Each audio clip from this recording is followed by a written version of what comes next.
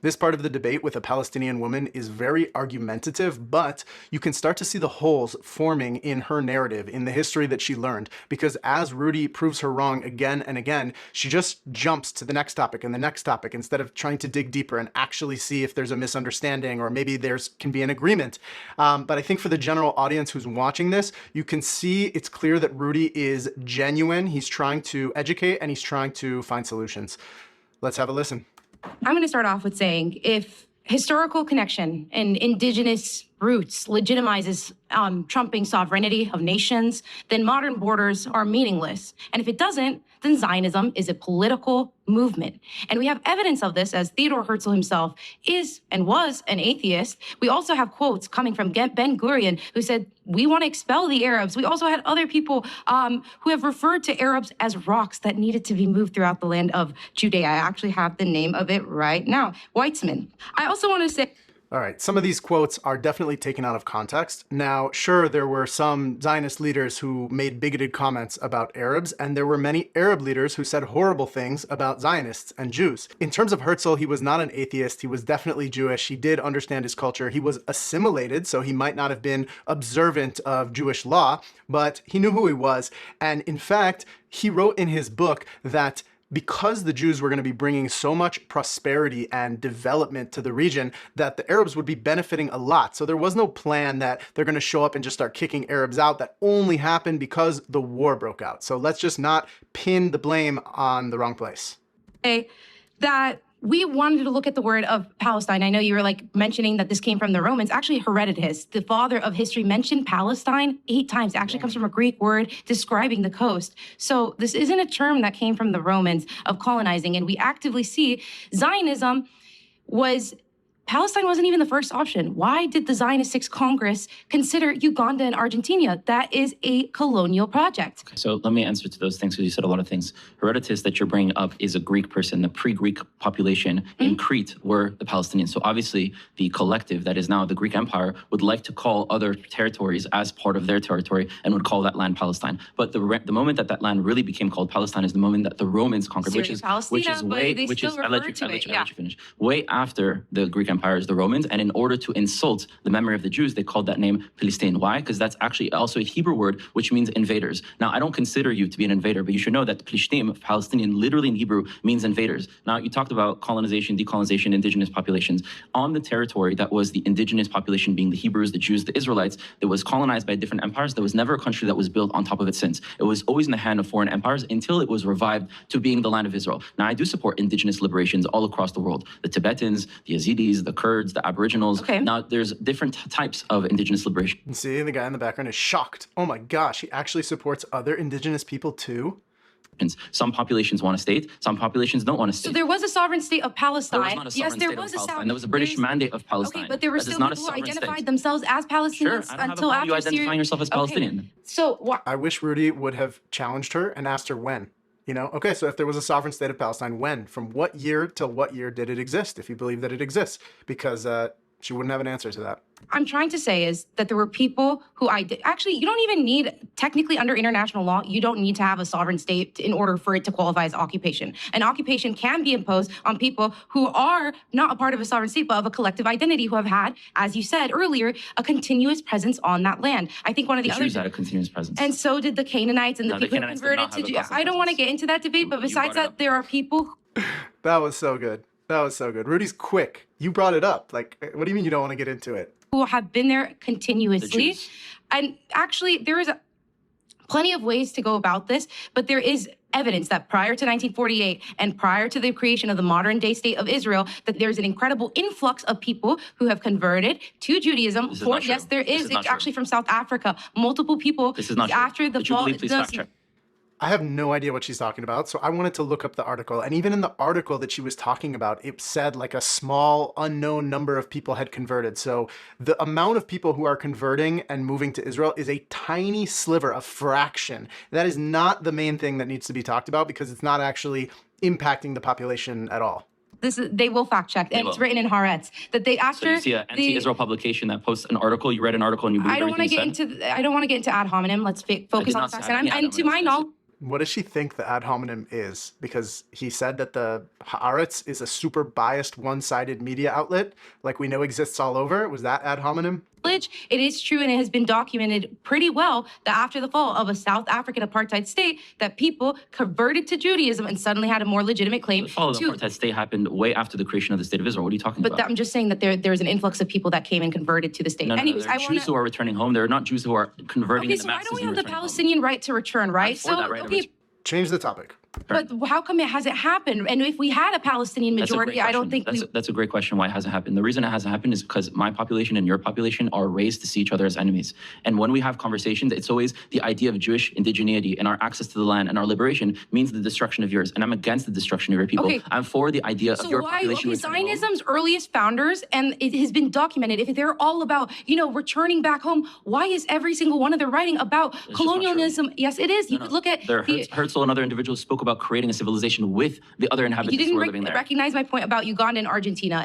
Okay, she's about to change the topic, but it's important to say that just because the early writers of the Zionist movement used the term colonization, it was during the period where that just referred to developing land. Now, Israel is not a colony of a larger empire. Like, for example, the British Empire is sending out colonies, creating colonies in all these places, taking the resources, sending them back to the motherland, and having control of the region. But Israel is the only place. It's not a colony of a bigger place. So it's totally not the same dynamic. The word doesn't make sense. Even the language, there's no other place in the world that speaks Hebrew, whereas there's a lot of other places in the world that speak Arabic, English, French, and Spanish, because those are the actual colonizing powers. Those are the people who colonized, spread their language, pushed it on populations, whereas Israel just does not fit into that mold at all. Palestine was not the only option, which goes to show that this is a colonial project because they considered other states despite not having as strong of a religious claim. Thank you for reminding me of the third claim that you made originally. So there were other options. Everyone needs to learn to be as respectful as Rudy is when he debates. Thank you. Thank you for bringing that back. It wasn't just Uganda. It was Argentina, Azerbaijan, Angola, and Madagascar. And this is what the world offered to the Jews, not what the Jews wanted. The Jews always wanted to go to Jerusalem. That's why we pray towards Jerusalem when we get married. Where does the name Jerusalem come from? Where does the name? She's trying to change the topic again. I'll answer that after. When we smash the glass, in our weddings, right? I'm sure a lot of you have seen movies or have been to a Jewish wedding. It represents the destruction of Jerusalem and the promise that our kids will return back home and rebuild Jerusalem. Now, Uganda was proposed to the Jews by Herzl. He said, look, I know we're being killed right now in Europe, and we're about to be killed even more. If we don't get to our land right now, at least we'll go to Uganda, and then we'll go to Israel. And the Jews rejected that. This was imposed by other people, not by what we want. The Uganda plan was always seen as a temporary solution to get out of the Holocaust, save as many Jews as possible, and then ultimately make it to Israel. And that would have been actual colonization if the Jewish people had built a country in Uganda and stayed there. That would be colonization, but that's not what happened. Zion is in Jerusalem, which means to see peace. One day we will have peace in this land. Uru means in the Canaanite language from, and then Shalim is the Canaanite god of dusk, and that name has been around for centuries, 6,000 years. It's also Hebrew, Yehu, you will see, and Shalem, Salom, being peace. Actually, the Hebrew... What point was she trying to make with the name thing? Yeru, you will see, Shalem, peace. This is the city where peace has to come from. It has to start here.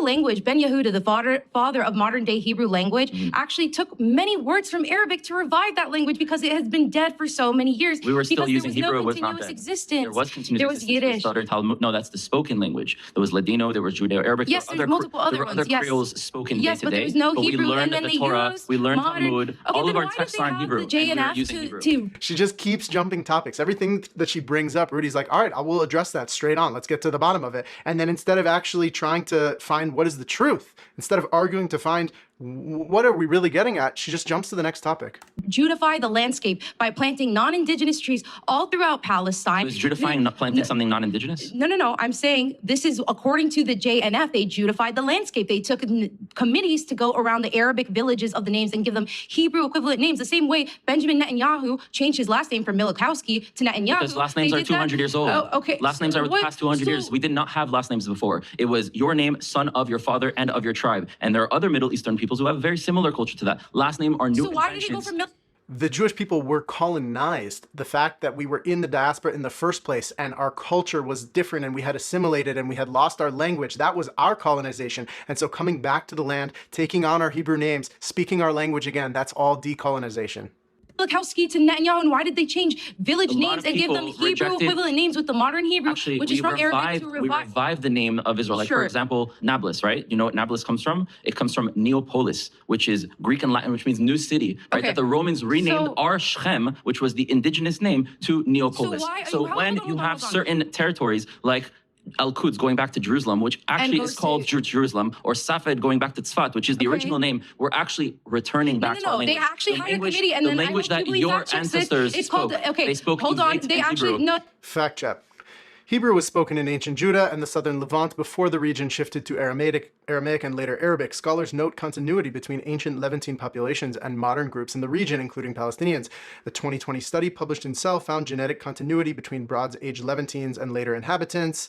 So yeah, the Hebrew language is ancient. Yes, it needed to be revived. It needed to be brought back into the population and spoken day to day, but we didn't create it out of thin air. No, Not they spoke Aramaic as well. Also Okay, after Hebrew. okay, can I get to my When they point went to first? Babylon. Why would they hire a committee to Judify the names of the town if they had such a legitimate claim to it and take the equivalent Arabic names and then give it? So you're saying that the Arabs to decolonize the so name of the Arabs, land. are you saying that the Arabs are colonizers The Arabs right now? colonized the entire Middle East and North So you're Africa, saying the and you Palestinians- do not descend from the Arabs. You descend That was crazy. She's never even heard the idea that the Arabs from Arabia are the ones who did colonization. She's shocked by it. And Rudy just said it so clearly, looking her straight in the eye. Let's run that back.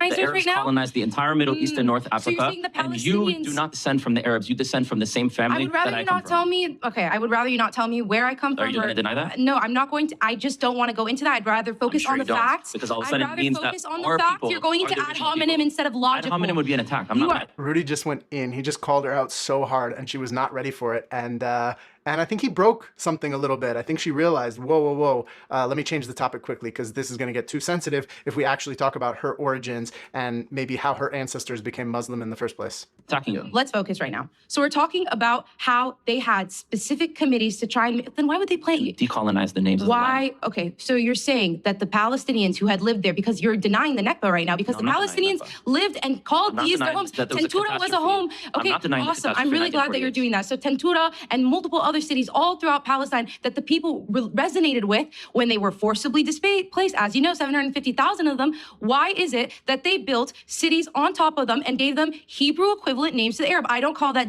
Interesting that she brings up building on top of, because the Dome of the Rock, the gold structure, was literally built on top of the Jewish temple to show dominance as the Islamic conquest came in. colonization. That is textbook colonization and trying to legitimize whatever false claim that comes from Theodore Herzl and the entire rest of his group. Okay. And I'd also Let me like to answer. look at No, one more we thing. I have we one said more one thing. at a time. Jaffa, Please remember it. they Please marketed remember it. they Please, marketed please. Jaffa as the land with no people for the people with no land. That wasn't Jews that marketed that. That was Christians that marketed that way.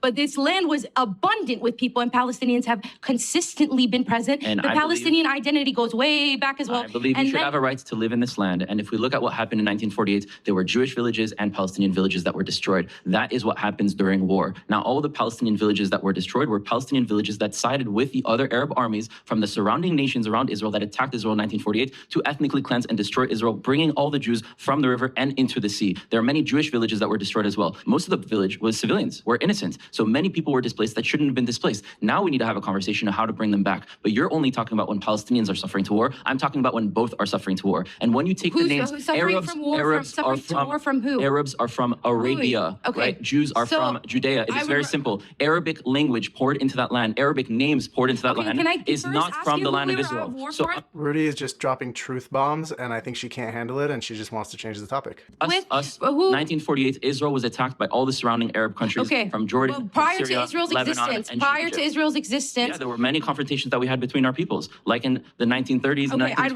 rather look the in- Hebron massacre, where Haji Mina Hosseini incited the population of I would Hebron much- to go and kill the okay, Jews. Let's look at Palestine present, Palestine proper, whatever you want to call it, the British Palestine mandate. slash Israel, it's fine. Okay, no, from 1948, from prior to 1948. Yeah. People lived there and were forcibly displaced Both. by a foreign entity that Jews had are not come back. view it as differently. I think that they are have the Jews foreign? I think that there is a Jewish connection to that land, and I don't So think they cannot anyone be here- foreign. But here's the thing, I said this earlier. If historical connection and indigeneity alone trumps whatever people are already there, then all It modern does not trump other borders- people. It but just that's what trumps you're saying. That's No, both- I'm you're just saying that- don't call it foreign. I'm saying it trumps the idea that we're colonizers and foreign people. And because you see me as a foreigner and other Israelis why see did you as a El Haig, foreigner, genetic- Rudy's doing an amazing job of recentering and just fixing the terms, okay? The terms have to be correct if you can have a productive conversation. Because from we John see- Hopkins says because- that a because- majority of the Jewish people in Israel do not have a connection to the Middle East. And I really hope I'm fact-checked on this. His Yeah. name is El Haig, and he goes, Okay, let's read the fact check. The claim that most Jewish Israelis have no connection to the land is not supported by mainstream research. Large genetic studies published in journals such as Nature and the American blah, blah, blah, blah. She's wrong, okay? And geneticist Aaron Elhack has proposed alternative models emphasizing mixed Eurasian origins for some groups, but his conclusions are debated and not negate evidence of Levantine ancestry. So yeah, there's one geneticist who came up with a study that contradicts all of the other research, and that's who she wants to quote to try to make her claim, but she basically just fact-checked herself incorrect.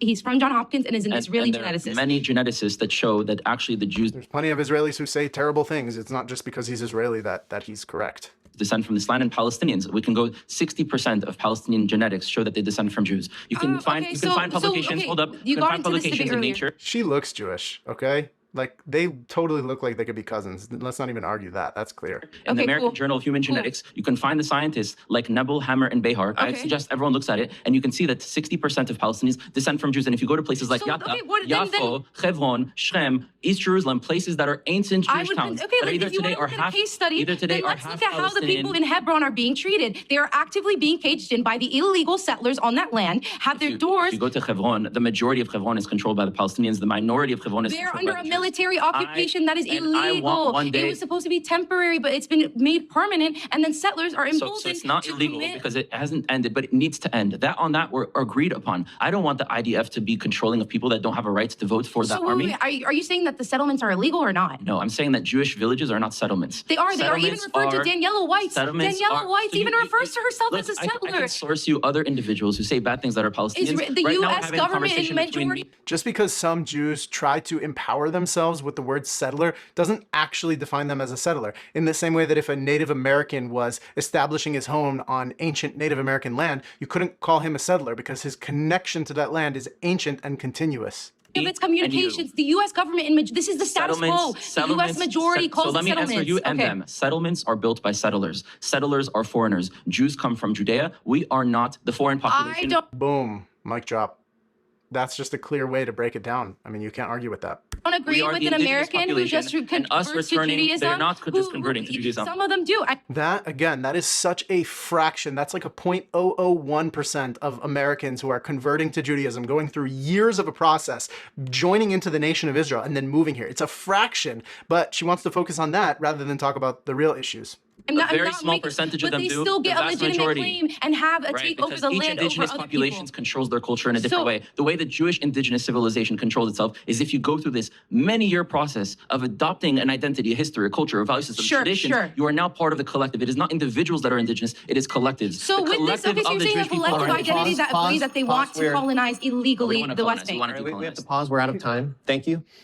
Look, it wasn't that productive, but I do think Rudy educated a lot of people here. And hopefully this girl watches this back, realizes that her behavior was not trying to find truth and rather just jumping from topic to topic. And hopefully she does some reflection and her perspective starts to change slowly but surely.